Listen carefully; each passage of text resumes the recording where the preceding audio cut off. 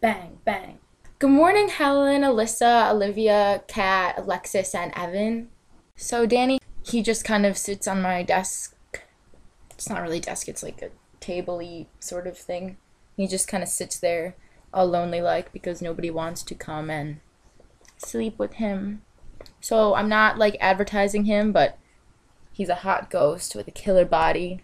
You know, anyone wants to hook up, give me a call. Look at all my Tangled pencils. Ah! I use this one in February, and this one in March, and this one in April, and May, and June, and July, and August, and September, and October, and November, and December, and next January, and next February, and next March, and next April, next May. And I will be set for life. I have all the Tangled pencils that I will ever need. I finished a book at like 12 o'clock, and then I cried for a half an hour, possibly longer, not really sure.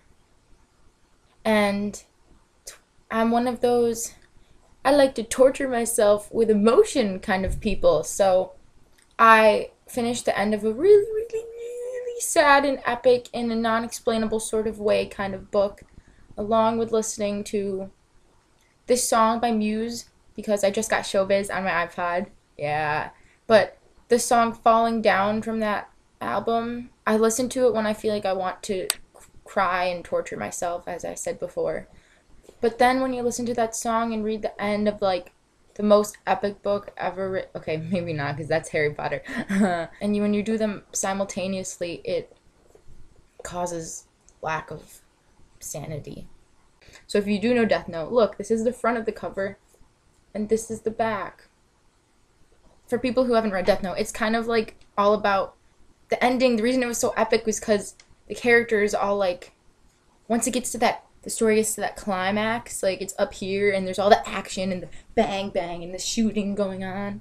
Then that's when, you know, the main character has to jump in and give a long soliloquy and explain about the goodness of the world.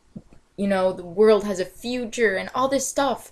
And it really resonated with me, and hope it does with you too, because I mean, we live in a world in which everyone's like, oh, this world is crap. Like, oh, none of us are going to survive. I mean, that's not true. In this book, it just made me believe so much more that we, our generation, if we don't do something about that, if we don't, you know, take a stand and, you know, protect people, then we're just going to die when we're older. Because there's going to be like a World War like 3 and 4 and all this crap.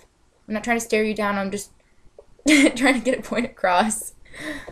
Okay, so those of you who've read Death Note, like, this is Al speaking, like, near the, I said near the end of the book-ish. This is him talking, and it's like one of those, you know, epic paragraphs in which he, you know, does that epicness thing that he's so good at.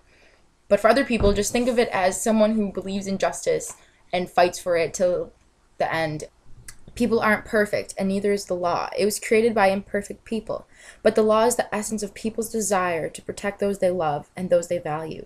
If there is even one person who continues to have hope in justice, I will continue to believe in justice under the law and protect it.